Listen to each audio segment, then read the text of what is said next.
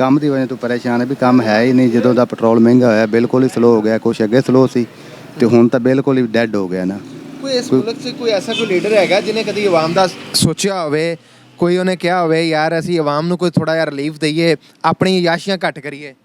Sir ਅਸੀਂ ਤਾਂ ਜਦੋਂ ਦੇ ਪੈਦਾ ਹੋਏ ਨਾ ਉਸ ਤੋਂ ਬਾਅਦ ਇਹ ਹੀ ਵੇਖ ਰਹੇ ਹਾਂ ਵੀ ਜਿਹੜੇ ਹਾਲਾਤ ਆਉਣ ਵਾਲਾ ਹੈ ਨਾ ਮੁਸ਼ਕਲ ਦਰ ਮੁਸ਼ਕਲ ਹੀ ਹੈ।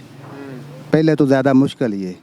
ਕੋਈ ਆਸਾਨੀ ਨਹੀਂ ਪੈਦਾ ਹੋਈ ਮੇਰੇ ਵੇਖਣ ਵਿੱਚ। ਹਾਲੇ ਤੱਕ ਕੋਈ ਲੀਡਰ ਸਾਡੀ ਜ਼ਿੰਦਗੀ ਵਿੱਚ ਕੋਈ ਨਹੀਂ ਆਇਆ। ਸਾਡੇ ਤੋਂ ਬਾਅਦ ਕੋਈ ਆ ਜਾਵੇ ਤਾਂ ਅੱਲਾ ਬਿਹਤਰ ਜਾਣੇ ਜੀ। ਕੰਮ ਦੀ ਵਜ੍ਹਾ ਤੋਂ ਪਰੇਸ਼ਾਨ ਹੈ ਵੀ ਕੰਮ ਹੈ ਹੀ ਨਹੀਂ। ਜਦੋਂ ਦਾ ਪੈਟਰੋਲ ਮਹਿੰਗਾ ਹੋਇਆ ਬਿਲਕੁਲ ਹੀ ਸਲੋ ਹੋ ਗਿਆ। ਕੁਛ ਅੱਗੇ ਸਲੋ ਸੀ ਤੇ ਹੁਣ ਤਾਂ ਬਿਲਕੁਲ ਹੀ ਡੈਡ ਹੋ ਗਿਆ ਨਾ।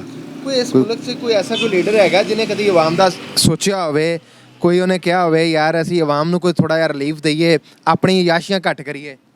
ਸਰ ਅਸੀਂ ਤਾਂ ਜਦੋਂ ਦੇ ਪੈਦਾ ਹੋਏ ਨਾ ਉਸ ਤੋਂ ਬਾਅਦ ਇਹ ਹੀ ਵੇਖ ਰਹੇ ਹਾਂ ਵੀ ਜਿਹੜੇ ਹਾਲਾਤ ਆਉਣ ਵਾਲਾ ਹੈ ਨਾ ਮੁਸ਼ਕਲ ਦਰ ਮੁਸ਼ਕਲ ਹੀ ਹੈ। ਪਹਿਲੇ ਤੋਂ ਜ਼ਿਆਦਾ ਮੁਸ਼ਕਲ ਹੀ ਹੈ।